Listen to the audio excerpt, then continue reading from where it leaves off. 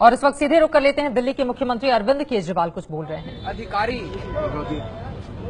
जब पत्रकारों को एक मशीन की डेमोन्स्ट्रेशन दे रहे थे तो उसमें देखा कि 1 नंबर पे बीजेपी था।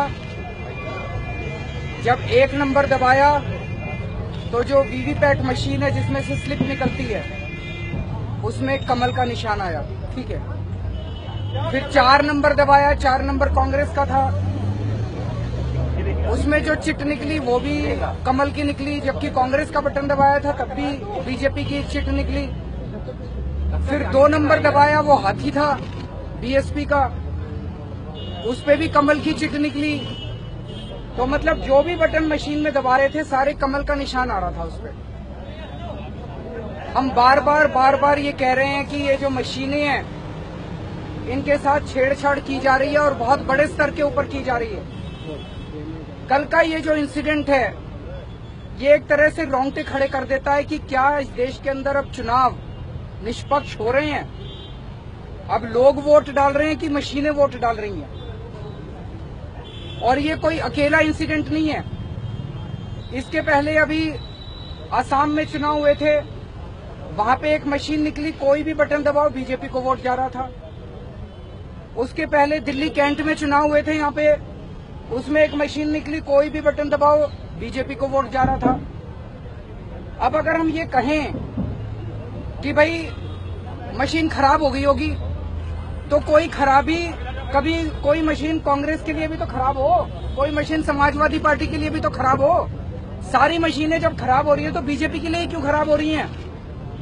भाई अगर एक मशीन खराब हो गई, कभी बीजेपी को वोट डले, कभी कांग्रेस को एक मशीन का, कांग्रेस को एक मशीन का समाजवादी, सारी मशीनें एक आदमी, सारी मशीनें खराब होती है तो बीजेपी को वोट क्यों पड़ रहा है? तो इसका मतलब ये मशीनें खराब नहीं हो रही हैं। मैं भी टेक्निकल आदमी हूँ, आईआईटी से इंजीनियर हूँ, थोड़ी बहुत ये टेक्निकल समझता हूँ। मशीन जब भी किसी तरीके से बिहेव करती है तो अंदर उसके अंदर कुछ ना कुछ होता है। तो या तो हार्डवेयर की प्रॉब्लम है या सॉफ्टवेयर की प्रॉब्लम है। तो इसका मतलब अंदर मशीन के अंदर टेम्परिंग की गई। भाई मशीन को क्या पता बीजेपी कौन है कांग्रेस कौन है? मशीन अगर सारी वोट बीजेपी को दे रही है तो इसका मतलब कि मशीन के अंदर सॉफ्टवेयर बदला गया है। तो जो इलेक्शन कमीशन कहता है कि हमारी मशीन टेम्पर नहीं हो सकती, हमारी चिप जो है उसको पढ़ा नहीं जा सकता, उस पर लिखा नहीं जा सकता, ये सरासर गलत है। उस मशीन का सॉफ्टवेयर बदला गया है। मशीन के सॉफ्टवेयर में ये डाला गया है कि भाई कोई भी वोट डाले, कोई भी बटन दबाए, बीजेपी को वोट पड़ेगा। इसका मतलब ये अच्छा। अब दूसरी चीज ये इसका मतलब जो इलेक्शन कमीशन कहता है टेम्पर नहीं हो सकता, मशीनें टेम्पर हो सकती हैं और मशीनें लार्ज स्केल के ऊपर टेम्पर हो रही हैं। दूसरी चीज ये जब मशीनें, जब भी ये कैसे पता चलता है, ये कैसे मशीनें निकली? किसी भी चुनाव के पहले पॉलिटिकल पार्टियों को बुलाते हैं, उनके सामने 20-25 मशीनें रख देते हैं, कहते हैं चेक कर लो।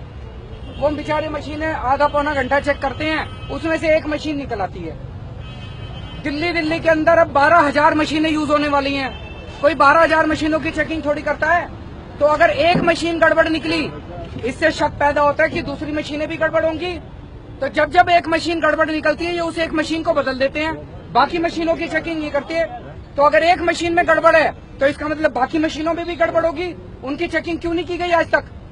दूसरी बात, जब भी इस किस्म की बात होती है मशीन बदल देते हैं। मैंने अभी यही कहा ऊपर, मैंने कहा जी आपने असम के अंदर मशीन कोई भी बटन दबाओ अगर उस पे जा रहा था, आपने मशीन खोल के चेकिंग करी भाई इसका सॉफ्टवेयर तो नहीं बदल गया?